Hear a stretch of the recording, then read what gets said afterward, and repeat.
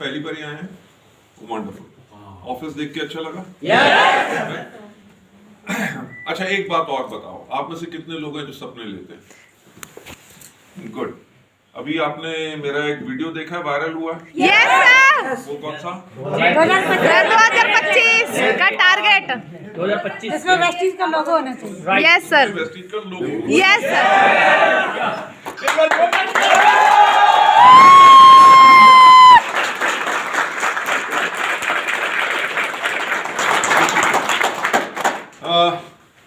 सपना लेना सबसे अच्छी बात है। देखो मैं साफ बात बताता हूँ, वेस्टीज में हम आपको सपने नहीं दिखाते, पर हम आपको सोचने की हिम्मत देते हैं। यस ठीक कि सपने आप देखिए और सपनों को पूरा करने का रास्ता हम दिखाते हैं। क्या बात।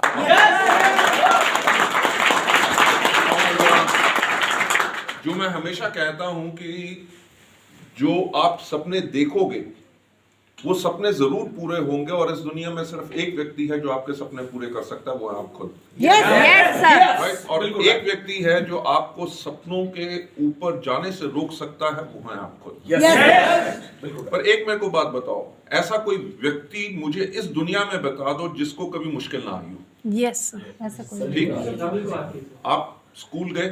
यस स्कूल में पेंसिल पकड़ना भी पहले मुश्किल था। Yes sir. हाँ, क ख ग या कुछ भी लिखना हो अपनी भाषा में, हम पेंसिल यहाँ पकड़ते थे और वो जाती थी पन्ना फाड़ते हुए। Yes sir. ठीक?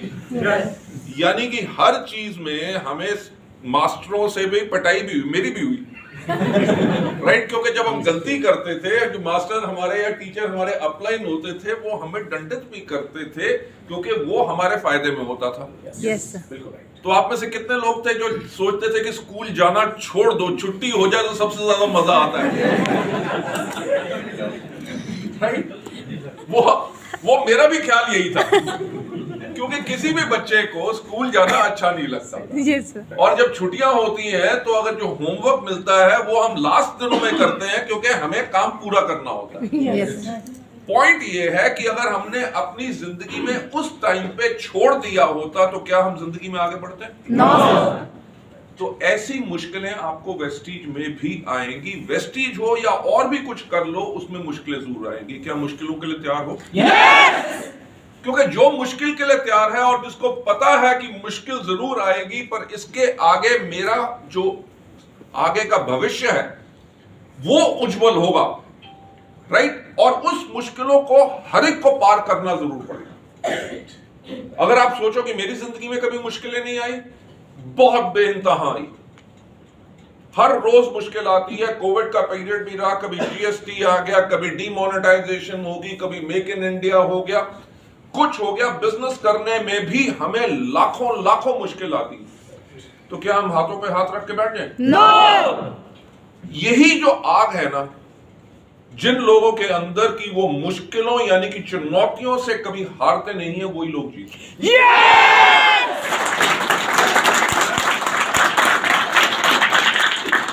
वेस्टीज के बारे में बताने से पहले मैं आपको सबसे पहले एक कहानी सुनाना चाहूंगा। सुनना चाहोगे? थैंक यू सो मच, आपने हाँ कह दिया। क्योंकि अगर आप ना भी कहते कहानी तो मैं देखो, ये भी क्या चीज है, ये एक जिद है। और मैं जिद्दी बहुत हूं। अगर ठान लूं, अगर कुछ करना है तो वो करना ही करना है। और हमारे बिजनेस का मूल्य मंत्र, मैं हमेशा कहता हूं, हमारे बिजनेस का मूल्य मंत्र है कहानी सुनाना। यस।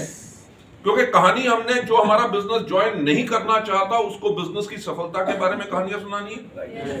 जो लोग हमारे प्रोडक्ट नहीं लेते उनको प्रोडक्ट के बारे में, हमें उसके टेस्टिमोनियल के बारे में कहानियां सुनानी है। वो एक बारी ना ले, 2 बारी ना ले, 10 बारी ना ले। अगर आपने छोड़ दिया तो आपने एक बहुत अच्छा मौका गवा दिया। आपको जब भी व्यक्ति मिले तो आपको उसके बिजनेस के ग्रोथ के बारे में कहानियां सुनाओ, उसको प्रोडक्ट के बारे में कहानियां सुनाओ। कोई डाउनलाइन ज्वाइन कर जाए और वो काम ना करे, अगर बैठ जाए, तो उसको बिजनेस के ग्रोथ के बारे में कहानियां सुनाओ। यस। आपकी टीम में भी कितने हजारों टेस्टिमोनियल्स होंगे उन लोगों के जो इस बिजनेस में सफल हुए। यस और नो? राइट? सबसे बड़ी मिलियन है। यस। अपनी कहानी से सुनाने से पहले मैं अपनी अपनी कहानी सुनाने से पहले मैं इनकी कहानी सुनाना चाहूंगा। हमारा पिछले साल राइज प्रोग्राम हुआ, राइट, क्राउन एंड अबव का। यस वो प्रोग्राम के बाद एक हमने स्क्रीन पे दिखाया, एक जो QR कोड था उसको स्कैन करो, अपना ईमेल खोल के उसके अंदर वो सर्वे करो। और मैं मिस्टर अनुकूल अग्रवाल बैठे हुए थे। थोड़ी देर के बाद देखा क्या ये आ गए, सर इसको करना कैसे? अब देखो किसी ने सूट बूट डाला हो, राइट, और बढ़िया सा स्मार्टफोन हाथ में हो, तो आदमी तो भूल ही जाएगा कि ये पढ़े लिखे नहीं है, राइट। तो मैंने कहा जी ये सर्वे है, इसको भरना, सर भरना कैसे? तो अग्रवाल सर ने फोन लिया, उन्होंने कहा जी आपका ईमेल एड्रेस का पासवर्ड क्या है?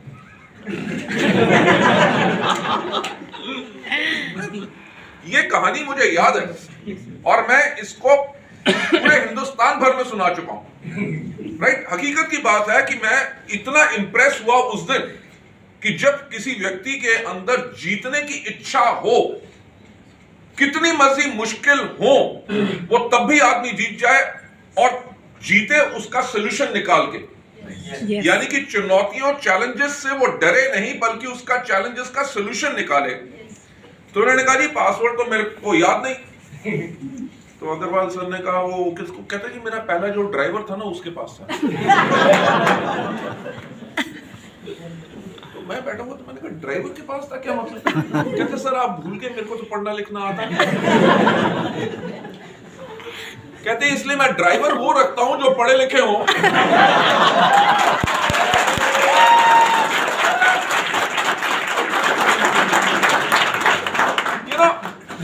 ये कहानी है जिसमें सबसे ज्यादा दम है, राइट।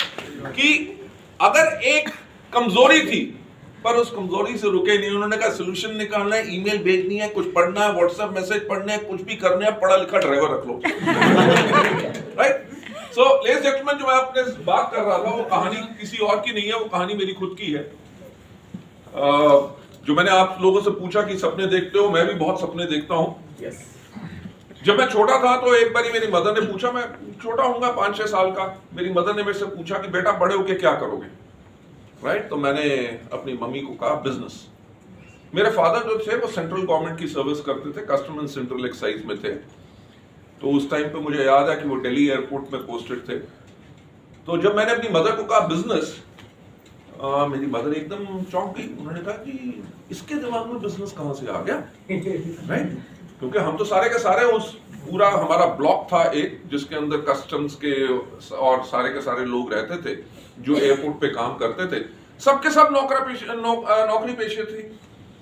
तो मेरी मदर ने जब मुझसे पूछा तो मैंने कहा बिजनेस। उन्होंने कहा बेटा बिजनेस क्यों करोगे? देखो ऐसा है कि बिजनेस करना हमारे खून में नहीं है। बिजनेस करना होता मारवाड़ी हो गए, बनिया हो गए, जो बिजनेस कम्युनिटीज होती हैं उनके खून के अंदर होता है और वही बिजनेस करते हैं। और हमारे खून के अंदर है नौकरी करना। देख तेरे पापा भी नौकरी करते हैं, तेरे दादा ने भी नौकरी की, तेरे परदादा ने भी नौकरी की, तेरा मामा भी नौकरी करता है, तेरा नाना भी नौकरी करता था। यानी कि दोनों तरह से हमारे यहाँ पे खून में सिर्फ नौकरी है और बिजनेस नहीं है। इसलिए तू बड़े होके नौकरी करना। देखो मैं फिर से एक बात कहूंगा, मैं हमेशा एक बात कहता हूं, जो लोग या जिन लोगों से आप सबसे ज्यादा प्यार करते हो उनसे जरा सावधान रहा करो। क्यों?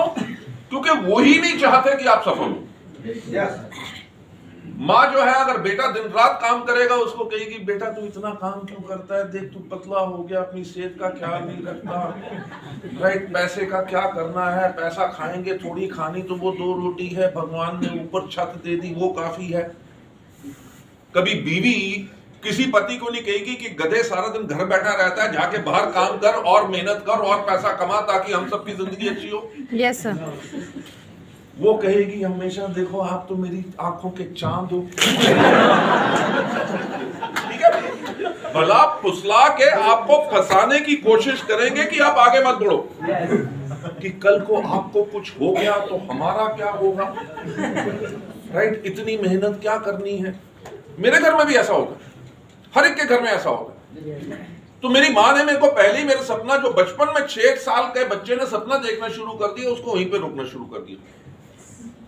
मैं चुप कर गया, माँ के सामने कौन क्या बोल सकता है। तो कुछ साल और भी थे, तो जब मेरे चाचा का बेटा कहता था कि मैं पायलट बनूंगा, मेरे दोस्त कहते थे, कोई कहता था मैं आर्मी में जाऊंगा, कोई पुलिस में जाऊंगा, तो कुछ ना कुछ कहते थे। तो मेरी मदर ने भी मुझसे एक बार पूछा कि बेटा बड़े होके तुम क्या करोगे, तुम्हारे सब दोस्त ये कुछ ना कुछ कहते, तुम कुछ नहीं कहते। मैंने कहा मम्मी मैंने तो सोच लिया कि मैं तो बड़े होके बिजनेस करूंगा।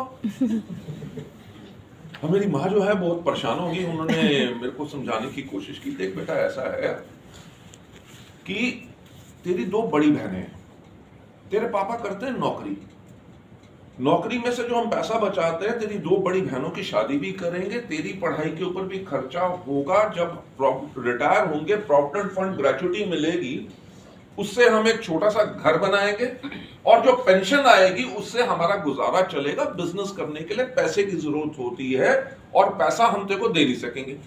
yes. बात आई गई होगी, जब मैं 10वीं में पहुंचा तो मेरी माँ ने मेरे से फिर पूछा, उन्होंने कहा कि अब 10वीं बहुत इंपॉर्टेंट ईयर है, आपने क्या सोचा है कि कॉलेज में जाके आप क्या लेना चाहोगे, साइंस लोगे, क्या करोगे, डॉक्टर बनोगे, इंजीनियर बनोगे, सिविल सर्विसेज, कहाँ आप करोगे। तो मैंने अपनी माँ को यही कहा, मैंने कहा मम्मी मैं तो बड़े होकर बिजनेस ही करना है, राइट। तो मेरी माँ परेशान होगी, उन्होंने मेरी जन्म कुंडली जानते हैं ना, मेरी जन्म कुंडली लिखा के हिंदुस्तान के सबसे बड़े पंडितों और जोशियों को सबको दिखाई, और आप मानोगे नहीं, एक नहीं कम से कम 8 या 10 को दिखाई, और 8 और 10 के जितने जोशी थे सबने एक बात कही कि इसकी किस्मत में बिजनेस नहीं है। Oh my right. और आज के दिन पे लास्ट ईयर वेस्टीज ने जो टर्नओवर किया था वो 2720 करोड़ का किया था।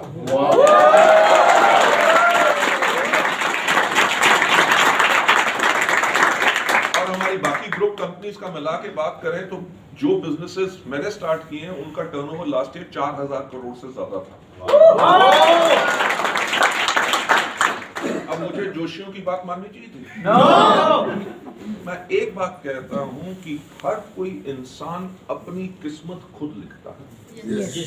ऊपर से कुछ लिखा नहीं आता, जो आप यहां पे चाहो लिख सकते हो, और उसी के करके हमने वेस्टीज की शुरुआत की। देखिए मैं आपको साफ बात बताना चाहता हूं कि मैं वेस्टीज शुरू करने से पहले एक प्रोफेशनल था। मैं एक वेस्टीज से पहले एक मलेशियन कंपनी का मैं चीफ एग्जीक्यूटिव ऑफिसर था। 42 लाख रुपए की मर्सिडीज में 2003 की बात कर रहा हूं, 2 की बात कर रहा हूं, मेरे पास तब भी थी। पैसे की कभी जिंदगी में कोई कमी नहीं थी। दीपक सूद के अपने बिजनेसेस थे, CNFs थे, सब कुछ थे। कन्वर के फादर बिल्डर हैं, उनके पास पैसे की कोई कमी नहीं थी। पर पॉइंट ये है कि 1996 से हम सब इस इंडस्ट्री से जुड़े हुए हैं। 1996 वो पीरियड था जब इस इंडस्ट्री की शुरुआत हुई थी और किसी को विश्वास नहीं था कि कभी इसमें कुछ पैसा कमाया जा सकता है।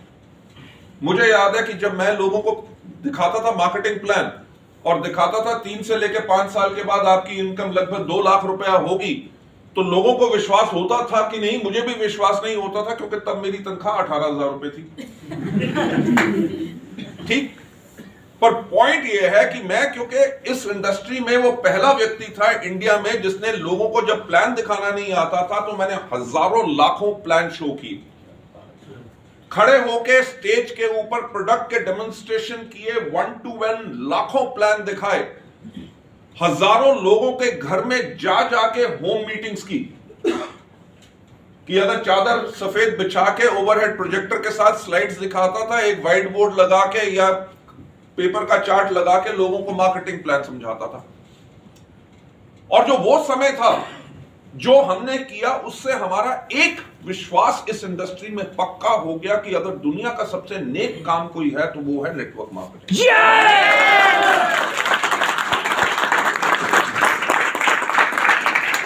अब एक बात सोच लो, 2 भाई हैं, दोनों ने बगल बगल में दुकान खोली है, ठीक है। अगर इसके पास एक गाहक ज्यादा आ गया तो दूसरा वाला जल जल के मर जाएगा। है कि नहीं? कोई भी कंपटीशन, भाई की बात छोड़ो, कोई भी आपका पड़ोसी होगा, कुछ होगा, कभी वो ये नहीं चाहेगा कि आप आगे बढ़ो।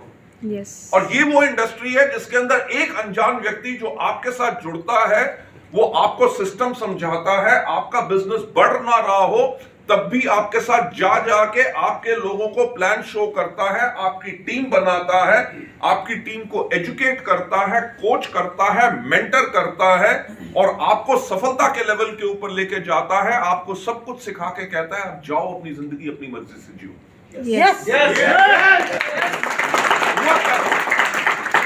हकीकत की बात यही है कि हुआ क्या था कि 2003 तक आते आते नेटवर्क मार्केटिंग एक गाली बन चुकी थी कि लोग कहते थे कि ये वो बिजनेस है जो है फ्रॉड बिजनेस। लोग कहते थे ये बिजनेस है लोगों को टोपी घुमाने वाला। ठीक है, 4 आदमी फंसाओ, अपने पैसे निकालो, कंपनी चली गई, लोग चले गए, गायब हो गए, कोई परवाह नहीं। लोग यही कहते थे कि हिंदुस्तान में लोगों की कमी नहीं है, इसलिए मूर्ख बनाने के लिए बहुत मिलेंगे। और सब कंपनियों को यही सोचा जाता था कि ये चोर है। ठीक, पर क्योंकि हमने पूरे दुनिया भर में इस इंडस्ट्री को देखा था। मैं आपसे बात कर रहा हूं 2002 की। मलेशिया में मैं एक व्यक्ति को मिला जो 2002 में 1.5 करोड़ रुपया मलेशिया में कमा रहा था हर महीने का। मैंने 26 साल के लड़कियां देखी, लड़के देखे जो 25 से लेके 35 लाख रुपया उस टाइम पे कमा रहे थे। और इतना इंडिया में कमाना नामुमकिन था नेटवर्क मार्केटिंग के अंदर, क्योंकि ये कंपनियां जो थी काम ऐसे कर रही थी या पॉलिसीज ऐसी थी जिसके करके लोग आगे नहीं बढ़ सकते। Yes sir. तो जब हम जिन कंपनियों में थे हमने उनको बताने की कोशिश की। क्यों बताने की कोशिश की? क्योंकि हम लोगों का दर्द समझते थे, हम लोगों के साथ जुड़े हुए थे। लोगों को जब कंपनी की पॉलिसी चेंज होती थी या कुछ चीज आती थी जो उनकी फेवर में नहीं होती थी, जिसके करके लोग ग्रो नहीं कर सकते थे, तो हमने तब कहा कि अगर इस इंडस्ट्री को इसका रिस्पेक्ट, इसकी इज्जत दिलानी है तो कोई ना कोई तो खड़ा होगा। yes. तो हम कब तक दूसरों के ऊपर उंगलियां करें, खुद के ऊपर क्यों ना उंगली करें और हम एक सिस्टम चलाएं जो बिल्कुल बढ़िया हो।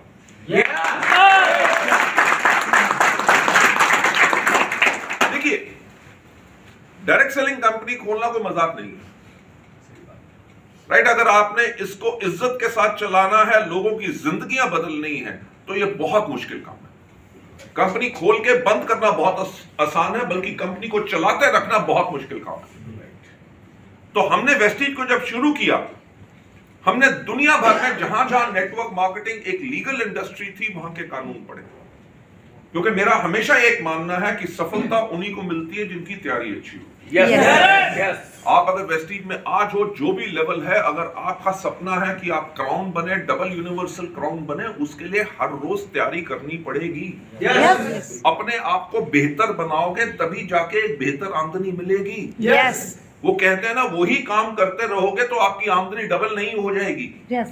हमेशा कहा जाता है winners don't do different things, they do things differently, कि वो अलग तरीके से काम करते हैं। तो हमने पूरे के पूरे कानून पढ़े और हमने वेस्टीज को उस प्रकार से बनाया।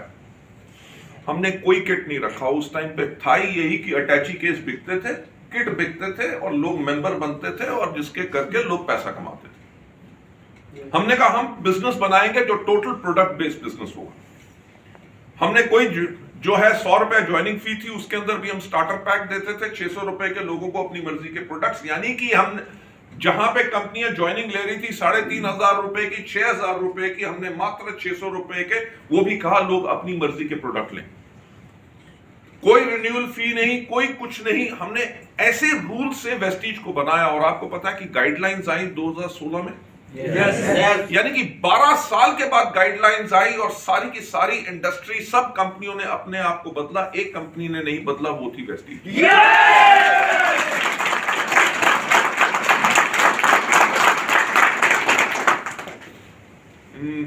आप सब वेस्टीज कर रहे हो तो उसमें आपको कुछ ना कुछ तो लोग उल्टा सीधा कहते होंगे। Yes sir. आप अलग नहीं हो, मैं भी आपके जैसा। राइट, बहुत ताने सुनने पड़ते हैं यार। यस। लोग आपको जख्मी करके छोड़ देते हैं। Yes sir. हमारे यहाँ पे एक मैं नाम नहीं लूंगा उनका, वो डबल यूनिवर्सल क्राउन डायरेक्टर है, दूसरी कंपनी में थे। ठीक, और मैं उनको जानता था क्योंकि मैं उस कंपनी में पहले काम किया करता था। तो जब हमने वेस्टीज शुरू की तो उन्होंने कहा अब बाली साहब के आखिरी दिन आ गए। वो कहते हैं ना, जब गीदड़ की मौत आती है तो वो शहर की तरफ भागता है। तो उन्होंने कहा एक प्रोफेशनल की जब मौत आती है नेटवर्क मार्केटिंग में, वो अपनी कंपनी खोल लेता है। तो उन्होंने कहा कंपनी तो खोली सो खोली, नाम क्या रखा है? वेस्टेज, कि कूड़ा करकट। अरे यार, मेरे ऊपर उंगली उठानी है, मेरा मजाक उड़ाना है, मेरा मजाक उड़ाओ। कंपनी वेस्टेज बनाई है, उसका भी लोगों ने छोड़ा नहीं। Yes sir. लोगों ने कहा कि ये 6 महीने में बंद होगी, किसी ने कहा 9 महीने में बंद होगी, किसी ने आके मुझसे ये भी पूछा कि लोगों के पैसे लेके कब भागोगे। राइट? देखो, सहना बहुत पड़ेगा। अगर आप अपने फोकस से हटोगे तो आपको नीचे गिराने वाले एक नहीं 50,000 मिलेंगे। Yes sir. ऊपर उठाने के लिए आपको एक आदमी मिलेगा, वो है आप खुद और आपका अपलाइन। यस।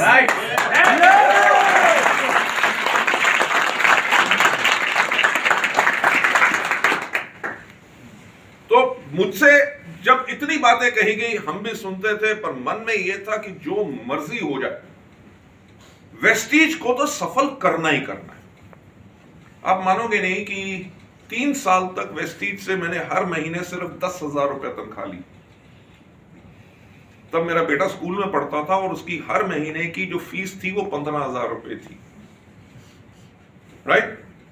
कि हमने कंपनी के ऊपर बोझ नहीं डाला, अपने घर से पैसे निकाल के अपना घर चलाया, ताकि हमने कंपनी को सफल करना है। अगर आप भी बिजनेस शुरू कर रहे हैं, शुरू में अगर आमदनी कम आ रही है, उससे चिंता मत करो, क्योंकि वो आपके फाउंडेशन ईयर्स होते हैं। कभी भी कोई कैरियर शुरू करोगे, सीधा आपको लाखों करोड़ों रुपए की आमदनी नहीं आएगी। उसके लिए मेहनत जरूर करनी पड़ेगी, पर बात यह है कि आपका इरादा कितना पक्का है। यस। राइट? आपको पता है, एक लाइन में हमेशा कहता हूं, सोचने की हिम्मत तो करो। यस। अभी आपने जो वीडियो देखा एरोप्लेन का, मैंने खुद अनाउंस किया ना, 2 जून 2025। Yes. यस। मेरे से बड़ा कोई पागल हो सकता है जो खुद अनाउंस कर सकता है कि अगर ना हुआ तो मैं तो रिकॉर्ड पे हूं, सारी दुनिया थूकेगी। यस। अब बड़ी बड़ी बातें करता था, शेख चिल्ली कहाँ है भाईजान? अब देखो, यही तो मजा है कि अनाउंस करके लोगों को अब तो हमें करना ही पड़ेगा।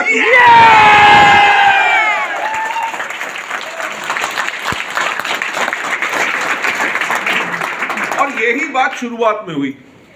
लोगों ने मजाक बहुत उड़ाया और एक आदमी ने आके मुझसे पूछा कि मिस्टर बाली, आपका विजन क्या है वेस्टीज के बारे में? आपने इसको खोला क्यों है? आपका तो कैरियर बहुत बढ़िया था, सब कुछ नौकरियां थी, सब कुछ आपके पास है, आपने वेस्टीज को शुरू क्यों किया? मुझे याद है कि आज भी वो चीज याद है। मैंने उनसे कहा कि आज के 5 साल के बाद, मैंने ये नहीं कहा कि 2 दिन के बाद या 2 महीने के बाद, हर चीज के लिए समय जरूर लगता है। मैंने उस टाइम पे कहा, सर आज के 5 साल के बाद जब हमारे इंडिया में कोई भी व्यक्ति पूछेगा कि एक अच्छी नेटवर्क मार्केटिंग कंपनी कैसी होती है, तो लोगों की जुबान पे एक नाम आए और वो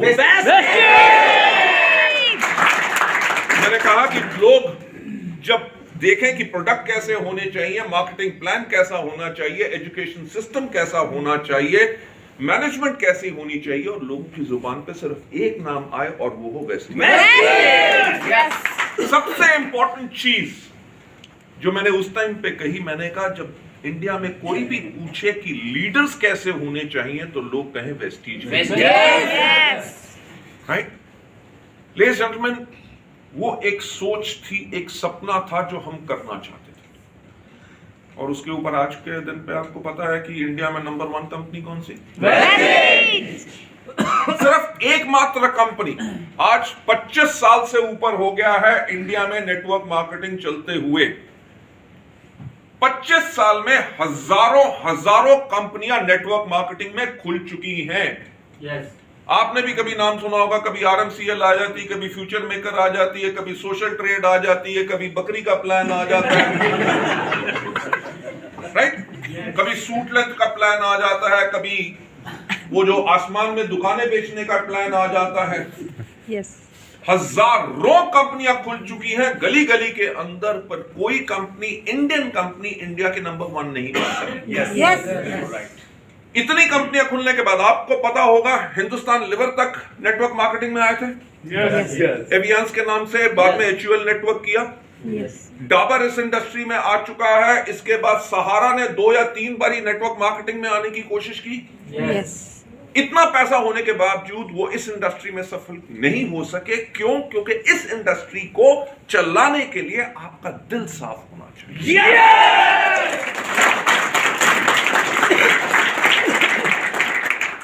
उसी सोच के साथ हमने आज 17 साल से ऊपर हो गए, दिन रात हम काम करते हैं, सातों दिन। क्यों? क्योंकि हमारा विजन सिर्फ एक है, वो भी यही है कि to help people live a life of economic independence and that too on their own terms, कि लोग जिंदगी जिए अपनी आर्थिक आजादी के साथ, वो भी अपनी शर्तों पे।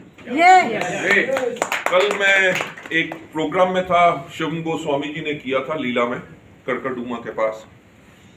वहां पे मैं गया तो वहां पे ऐसे ऐसे लोग जो स्टेज पे खड़े थे, जिनके पास लग्जरी कार्स आज के दिन पे ले चुके हैं, जब पहली बारी अपनी कहानी सुना रहे थे, क्योंकि मैं पहली बारी सुन रहा था, राइट। आज के दिन पे इतना वक्त नहीं मिलता हर इवेंट में जाने का। तो पता चला किसी के फादर सिक्योरिटी गार्ड थे, कोई बचपन से अखबारें फेंक रहा था ताकि वो पढ़ के आगे बढ़ सके, और आज के दिन पे वो लाखों रुपए की आमदनी पा रहे हैं और घर अपने खरीद चुके हैं। फाइनेंशियल फ्रीडम, यानी कि उनके परिवार पूरे के पूरे खुश हैं। लेडीज एंड जेंटलमैन, यही हमारा मकसद था और इसी मकसद के ऊपर हम काम कर रहे हैं। पिछले 1.5 साल से कोविड रहा, और मुझे एक बात बताओ, पूरी दुनिया बंद थी। हाँ या ना? राइट। सारे दफ्तर बंद थे, सरकारें बंद थी, एरोप्लेन नहीं उड़ रहे थे, ट्रेन नहीं चल रही थी, सड़क पे कुत्ते तक नहीं निकलते थे। Yes sir. ठीक। यस पर आपका पे आउट कभी एक दिन भी डिले हुआ? नो। राइट। उसके पीछे आप सोच सकते हैं। यस उसके पीछे पूरी कंपनी ने कितना काम किया होगा। वेस्टीज के अंदर 600 से ज्यादा एम्प्लॉइज हैं। जब लॉकडाउन शुरू हुआ, हमने रातों रात हर एक एम्प्लॉय के घर, जिनके पास अपने कंप्यूटर नहीं थे, उनके घर में कंप्यूटर पहुंचाए, लैपटॉप नए खरीदे, उनके घर में लैपटॉप पहुंचाए। उनके घर में अगर वाईफाई कनेक्शन कमजोर थे या खराब थे या नहीं थे, हमने रातों रात उनके घर में वाईफाई कनेक्शंस लगाए, क्योंकि हमारे जो लाखों लोग हैं उनको सर्विसेज पूरी मिलनी चाहिए।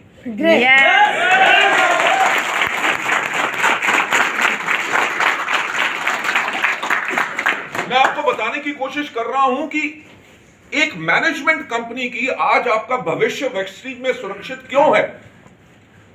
क्योंकि मैनेजमेंट वो है जो हाथों पे हाथ रख के नहीं बैठती। ये कहना बहुत आसान था और दुनिया पूरी की पूरी समझ जाती कि दुनिया बंद है तो वेस्टीज कैसे चलेगी। Yes right.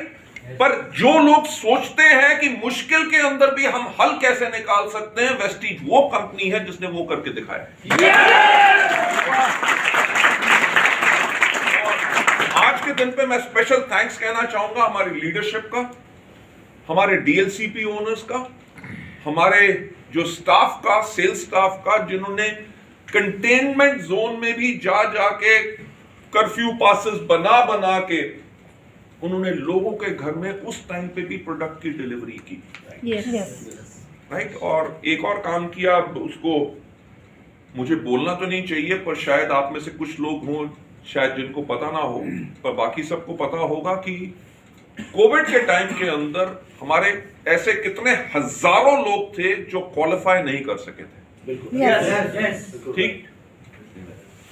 और कंपनी ने उनको लगातार, मुझे अब याद नहीं, 5 महीने या 6 महीने लगातार 6 मंथ्स लगातार 6 महीने उनको पे आउट दिया, बेशक उन्होंने क्वालिफाई किया कि नहीं किया।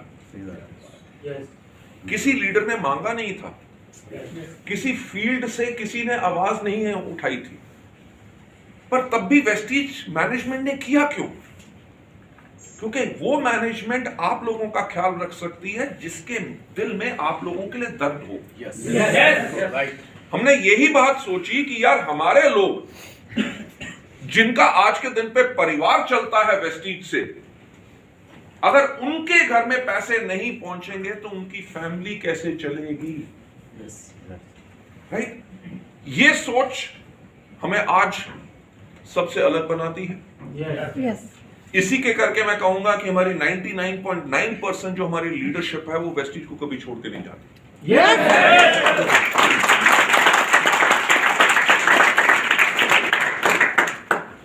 उस लीडरशिप के ऊपर हमें फख्र है।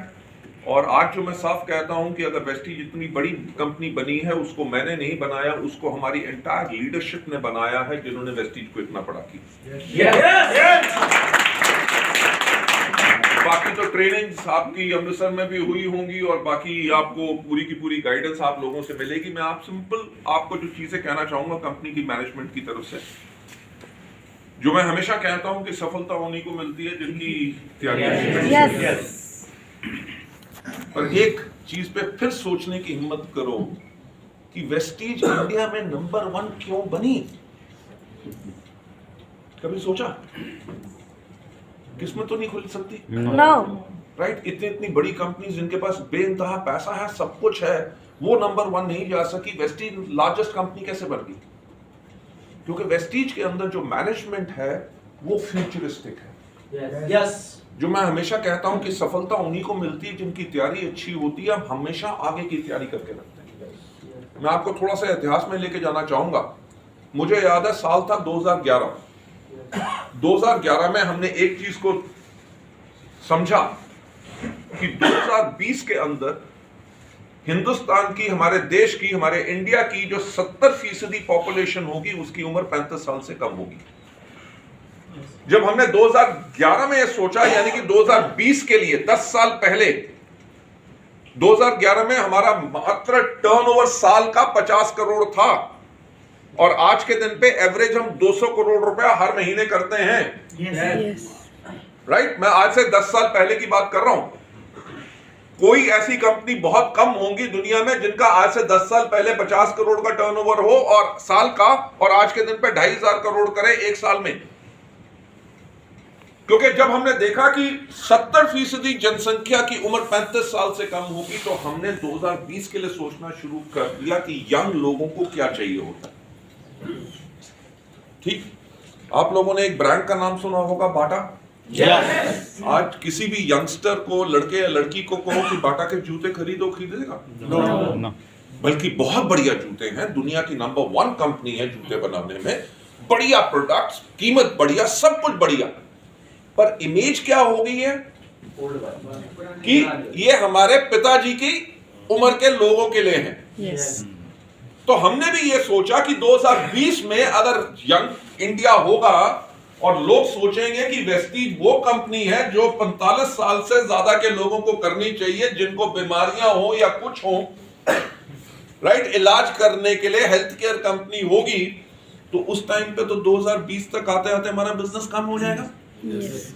तो 2011 में ही हमने अपने आप को बदलना शुरू किया। हमने अपने आप को एक यंग कंपनी बनाना शुरू किया। हमने अपने प्रोडक्ट्स के ऊपर यंगस्टर्स के फेसेस डाले, हमने अपने कैटलॉग चेंज किए, अपनी वेबसाइट चेंज की, प्रोडक्ट्स वैसे लॉन्च, एश्योर, हमारा स्किन फॉर्मूला 9 लॉन्च किया, बाद में हमने मिस्टर ऑफ मिलान लॉन्च किया, ट्रूमैन लॉन्च किया।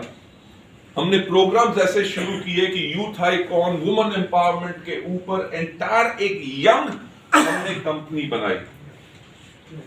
और उसी के करके आज के दिन पे हम नंबर 1 ऑर्गेनाइजेशन है, क्योंकि हमने 10 साल पहले सोचने की हिम्मत की कि आज के 10 साल के बाद हम क्या होंगे। Yes. Yes. ठीक? अब वो तो कर लिया। Yes. पिछले साल जो कोविड रहा, कोविड के अंदर हम आराम से नहीं बैठे। कोविड के अंदर हमने 2025 और 2030 का अपना पूरा का पूरा प्लान बना चुके हैं।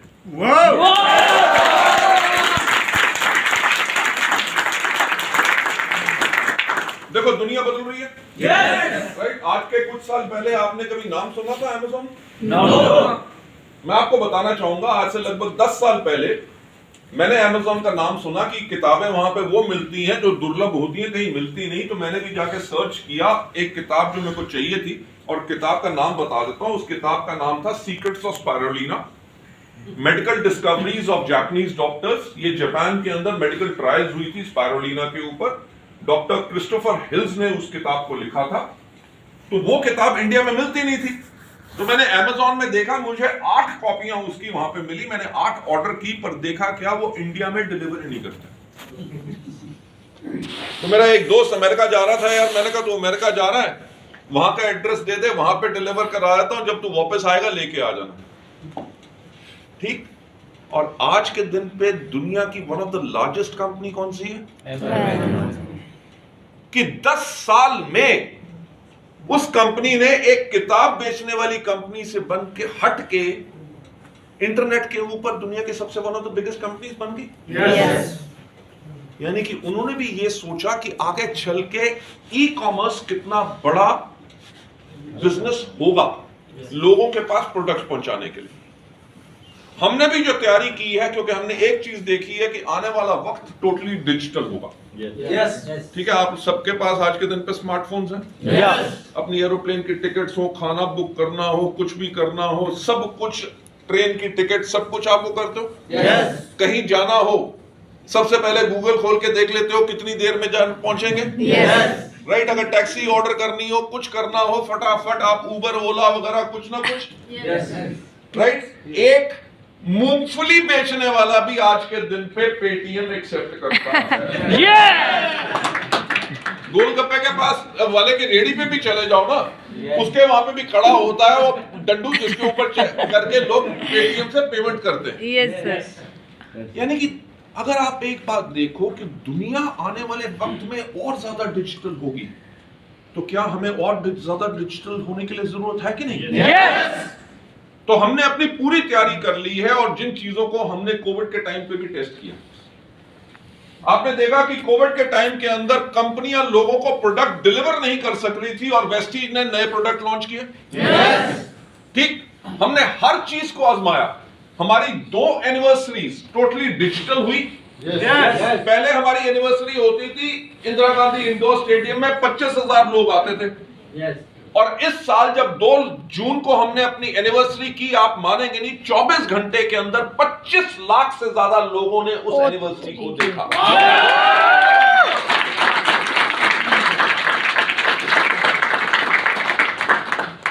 कोविड के टाइम पे जब बिजनेस बंद हो रहे थे, धंधे बंद हो रहे थे, लोगों की नौकरियां जा रही थी, वेस्टीज का टर्नओवर बढ़ गया। क्यों? क्योंकि हमारी एंटायर लीडरशिप, आप मानेंगे नहीं, उससे पहले हम हर महीने में 2000 मीटिंग्स करते थे, CNT फ्री ऑफ कॉस्ट पूरे मंथ में। 200 से ज्यादा हमारी VIPs होती थी, बाकी ट्रेनिंग प्रोग्राम्स अलग होते थे, VLC अलग होते थे, 5 से 6 अवार्ड फंक्शंस होते थे। सब कुछ बंद था। यानी कि जिन चीजों से आपका बिजनेस आता है, अगर वो चीजें बंद हो जाए तो बिजनेस आपका कैसे बढ़ेगा? Yes, sir. पर थैंक्स टू हमारी entire leadership, those who went totally digital, और उन्होंने जहां उनकी मीटिंग में 100 या 200 लोग आते थे, उनकी जूम मीटिंग में 1,000 लोग आने लगे। उसे देखा गया हमारे लीडर्स ने जो हमें फीडबैक दी, कहते हैं जी ऐसे ऐसे गांव जहां पे हमारे डाउनलाइन है, जिनको हम कभी सपोर्ट नहीं कर सके थे, जा नहीं सके थे, हमने डिजिटल मीडियम के करके उनको प्रोडक्ट नॉलेज दी, उनको सिस्टम की नॉलेज दी, उनको सबको ट्रेन कर दिया, ताकि उन सबको भी हमने उठा दिया। लेडीज एंड जेंटलमैन, हमने इन्हीं चीजों के ऊपर बहुत काम किया है कि हम फिजिटल कैसे जा सके। डिजिटली नहीं, फिजिटल, यानी कि जो हमारे 3000 से ज्यादा सेंटर्स हैं, हमारे 48 से ज्यादा हमारे ऑफिसेज हैं, 20 से ज्यादा वेयर हाउसेज हैं। तो आने वाले वक्त में फ्यूचर को सोचते हुए लोगों को क्या चाहिए? आप में से 3 इडियट्स किसने देखी है? यस, सबने देखी है। वो उसकी जो मदर कहती है कि पिज्जा तो 20 मिनट में आ जाता है, एम्बुलेंस नहीं आती, है कि नहीं? यस। आज के दिन पे स्विगी हो, जोमेटो हो, आप कुछ भी ऑर्डर करें, आपके घर में आधे घंटे के अंदर चीजें पहुंच जाती हैं। यस। यानी कि आने वाले वक्त के अंदर लोगों को सहूलियत की बहुत जरूरत होगी। यस। और वेस्टीज ने इन चीजों को करना शुरू कर दिया है। हमने बहुत जगह पे भी ट्राई कर रहे हैं और इसको सक्सेसफुली इंप्लीमेंट भी कर दिया है कई शहरों में, कि लोगों ने अपना ऑर्डर किया, 1.5 घंटे के अंदर उनके घर में उनके प्रोडक्ट्स पहुंचे।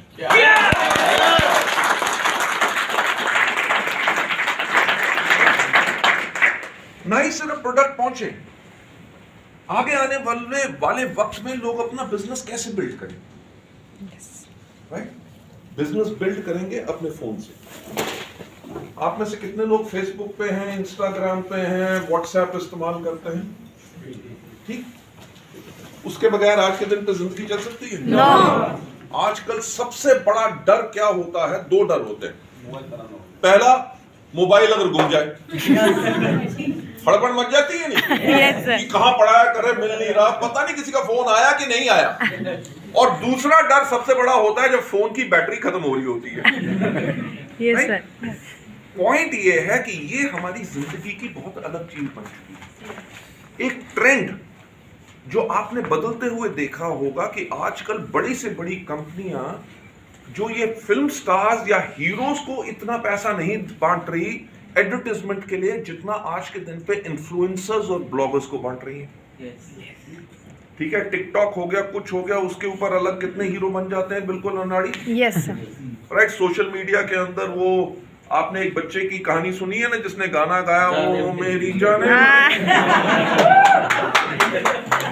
बचपन का प्यार कभी भूल नहीं जाना।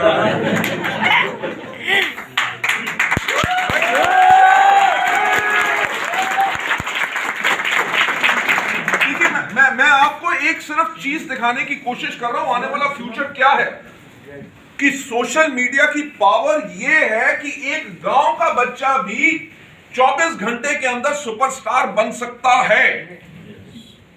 अगर वो बन सकता है तो आप अपने सोशल मीडिया के करके अपने बिजनेस को पूरे इंडिया में वायरल कैसे कर सकते हैं, ये सोचने की हिम्मत तो करो। मैं जो हमेशा एक बात कहता हूं कि कोई व्यक्ति हमारे साथ ज्वाइन करता है कि नहीं, कोई हमारे प्रोडक्ट लेता है कि नहीं, वो इस चीज पर निर्भर करता है कि हमने उसको कितना प्रभावित किया। Yes.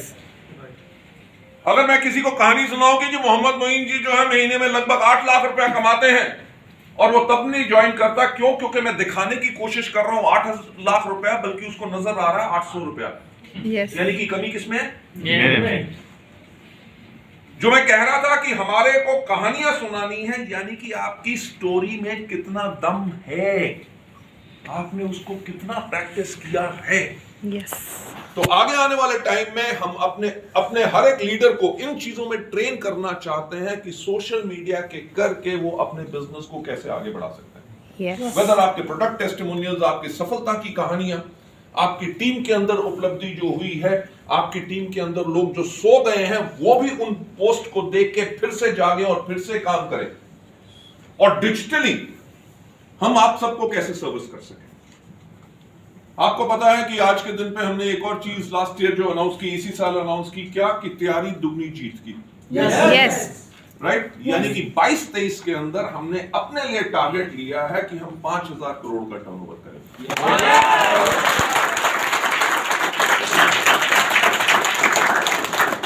अब ये सोचने की बात है यार, 2,500 करोड़ से ऊपर का बिजनेस हो रहा है, क्यों लफड़ा लेना? अगर डबल करेंगे, डबल काम भी तो करना पड़ेगा। वैसे ही आगे दिन रात को पूरा सो नहीं सकते और नहीं सोएंगे, जिंदगी क्यों खराब करनी, आराम से बैठो। पर नहीं, हमारे एंटायर वेस्टीज की लीडरशिप और मैनेजमेंट के अंदर एक बात है कि हम अपने आप को चुनौती देते हैं। Yes. मैं जो हमेशा ये कहता हूं कि normal people maintain the situation. जो नॉर्मल लोग होते हैं ना, वो उसी अपनी परिस्थितियों को बना के रखते हैं कि यार जितनी आमदनी आ रही है उतना काम करते रहो ताकि वो आमदनी आती रहे। जो सफल लोग होते हैं, जो successful people, they dare to change, यानी कि जो सफल लोग होते हैं वो बदलाव को चुनौती देते हैं, और चुनौतियों को यानी कि दे एक्सेप्ट चैलेंजेस, यानी कि चैलेंजेस को एक्सेप्ट करते हैं। आज के दिन पे इंडिया के नंबर 1 है। ठीक, कंपनियां जोर लगा ले, कम से कम 5 साल तक तो हमारे पास आ नहीं सकती।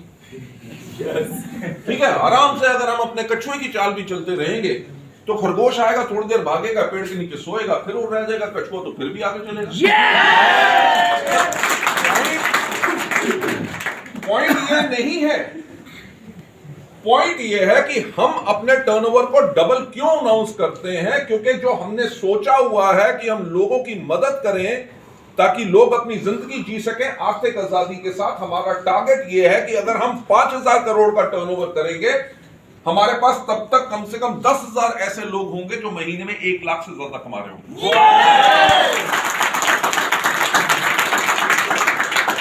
जो हमारे अभी लोग हैं उनकी आमदनी डबल होगी।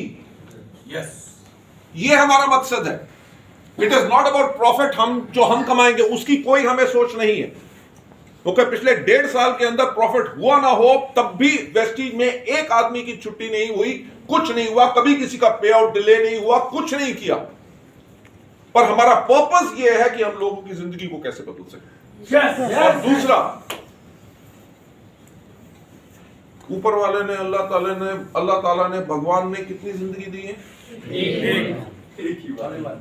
दूसरी मिलेगी कि नहीं या होती है कि नहीं किसी को नहीं पता। ठीक, पर एक जिंदगी मिली है, उसमें ऐसा करके चले जाओ ताकि दुनिया तुम्हें याद करे।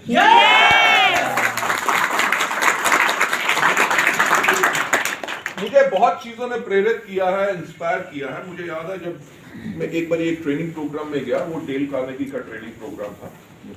तो जब ट्रेनिंग प्रोग्राम शुरू हुआ तो उसने, तब तक मैं बिल्कुल मस्त था, मैं जिंदगी जीनी है अपनी मर्जी से, ऐसे जियो, क्या करना है ये वो। तो उसने मुझे कहा कि राइट योर ऑब्चुरी। ऑब्चुरी का मतलब क्या होता है कि जब एक आदमी चला जाता है तो अगले दिन उसके अखबार में उसके बारे में जो छपता है कि ये भला आदमी था, लोग की मदद करता था, कुछ करता था, जो भी लिखा जाए। तो उसने मुझे कहा कि अपनी ऑब्चुरी लिखो कि अगर कल को नहीं हो तुम, तो आपके लिए अखबार में क्या छपे। तो मैं सोच में पड़ गया, यार ये क्या बात मेरे को कह रहे हैं कि यार अपने लिए मैं लिखूं, और कोई काम नहीं है, ट्रेनिंग करवाने आया कि मेरे को मारने आया है। तो तब मुझे उसने कहानी सुनाई। ही सेड एक व्यक्ति था, वो जब एक दिन उठा सुबह तो अखबार में एक खबर छपी हुई थी, अखबार में खबर छपी थी कि the merchant of death is no more. वो एक्चुअली वही आदमी था और गलती से वो अखबार में खबर छप गई थी कि मर्चेंट ऑफ डेथ, और वो आदमी का नाम था एल्फ्रेड नोबल, और उसने दुनिया में टीएनटी का आविष्कार किया था। तो जब उसने अखबार पढ़ी, उसने कहा यार मैंने तो इतना बड़ा आविष्कार किया और मेरे पास बेइंतहा पैसा है, और जब मैं मर जाऊंगा तो दुनिया मुझे ऐसे याद करेगी कि मौत का सौदागर था। राइट? तो उसने अपनी सोच बदली और उसने, जो आप नोबेल प्राइज देखते हैं, जो सब कुछ अनाउंस हुआ नोबेल इंडस्ट्रीज के थ्रू, उसने वो सब किया। मेरा भी एक सपना है कि रहना तो इस दुनिया में हर एक ने है नहीं, ठीक है, पर जब तक है तब तक वैसा कुछ करके जाओ ताकि दुनिया आपको याद करती है।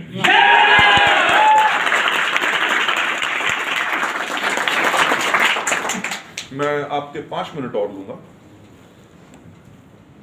जब हमें 7 साल हुए तो हमने एक किताब निकाली 7 वंडर ईयर्स, राइट? और उस किताब का नाम हमने रखा फ्रॉम हियर टू एटर्निटी, यानी कि अब से लेके अंत काल तक। हमने वो समय वो था जब नेटवर्क मार्केटिंग के ऊपर बहुत बड़ी प्रॉब्लम्स आ रही थी, बंद हो रही थी, सरकार उनके पीछे पड़ी हुई थी, सरकार को पता नहीं था कि नेटवर्क मार्केटिंग क्या है, कुछ ना कुछ हो जाता था। तो हमने वो किताब निकाली तो लोगों से एक ऐलान किया और प्रॉमिस किया कि अब से लेके अंत काल तक वेस्टीज हमेशा रहेगी। राइट? और हमने 7 साल क्यों चुने? क्योंकि 7 जो है बहुत इंपॉर्टेंट नंबर है। हम कहते हैं ना लकी 7। हफ्ते में दिन कितने होते हैं? 7। दुनिया में समुंदर कितने? 7। और दुनिया में अजूबे कितने? 7। तो हमने उस टाइम पे अनाउंस किया कि हम प्रेरित हैं, हम इंस्पायर्ड हैं। इंडिया में जो एक 7th वंडर है वो कौन सा है? ताजमहल। हमने ताजमहल से प्रेरणा क्या ली? ताज को बनने में कितने साल लगे? 22 साल। 22 साल लगे। यार किसी को ये नहीं पता होता कि कल क्या होगा, और आज हम कुछ शुरू कर रहे हैं, उसको करने में 22 साल लगेंगे। किसके पास इतना पेशेंस है? पर हमने उससे प्रेरणा ली कि अगर आपने कुछ सोच लिया है, बेशक उसको 22 साल लगे, पर हम बनाएंगे वैसी चीज। 22 साल उसके ऊपर 20,000 मजदूरों ने काम किया, यानी कि example of team work. Yes. कि 20,000 लोग अलग अलग भाषा वाले, अलग अलग देश वाले, अलग अलग हुनर वाले, अलग अलग प्रांत वाले, हर एक अलग धर्म के, पर 20,000 लोगों ने मिलकर काम किया एक ही मकसद के लिए। वो क्या था? ताजमहल। और मुझे एक बात बताओ, क्या ताजमहल बनाने में कोई कभी दिक्कत नहीं आई होगी? बहुत आई है। नदी के किनारे कुछ ना कुछ दिक्कत आई होगी। Yes, sir. उससे सबसे बड़ी प्रेरणा क्या है? Persistence and Perseverance. कि आप लगे रहो, कोई भी मुश्किल आए उस मुश्किल से ओवरकम करो। हमने भी वही प्रेरणा ली कि अगर हमें वेस्टीज को आगे लेके जाना है, हमारे रास्ते में जो भी मुश्किल आएंगी, हम तब भी अपने मकसद से हटेंगे नहीं। सबसे इंपॉर्टेंट चीज, ताज को बने हुए 400 साल से ऊपर हो गए। आज के दिन पे दुनिया में कितने ताज हैं? कि यानी कि चीज वो बनाओ जिसको डुप्लीकेट ना किया जा सके।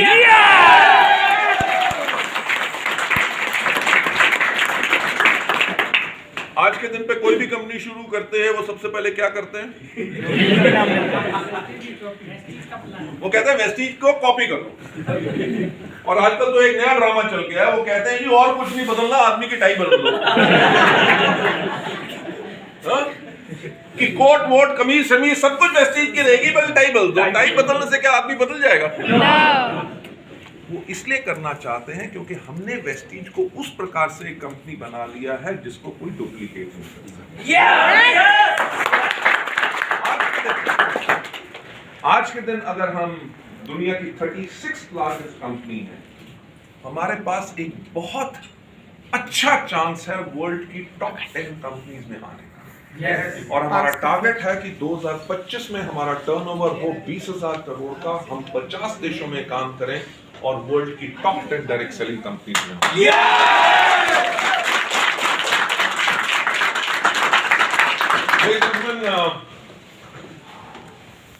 मैं और कुछ तो नहीं, आप लोगों से बस यही कहना चाहूंगा कि सबसे पहले आप सबका धन्यवाद कि आप सब लोगों ने हम पे विश्वास किया, और ये हमारे लिए एक बहुत बड़ी जिम्मेवारी है।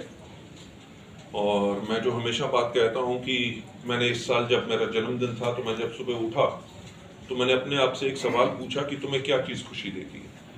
राइट, अपने आप से पूछा कि क्या चीज़ तुम्हें खुशी देती है। खाना हो, घड़ियाँ हो, घर हो, कार हो, विदेश यात्रा हो। तो जब मैंने अपने आप से ये सवाल पूछा तो मेरे को आंसर यही मिला कि जब लोगों को खुशी मिलती है तब मुझे खुशी मिलती है।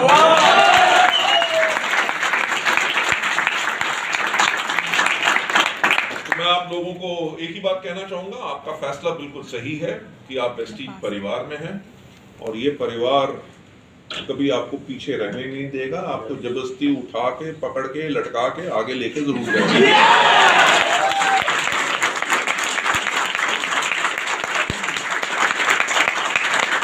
तो मैं आप सबका थैंक्स कहना चाहूंगा इतनी देर मुझे आराम से बैठ के सुनते हुए, और बहुत अच्छा लगा आप लोगों से सबसे मिलके। God bless you all. ऊपर वाला आप सबके परिवार में बहुत खुशियां दे, और वेस्टीज के साथ आने वाले साल में 22-23 में तैयारी दुगनी होगी।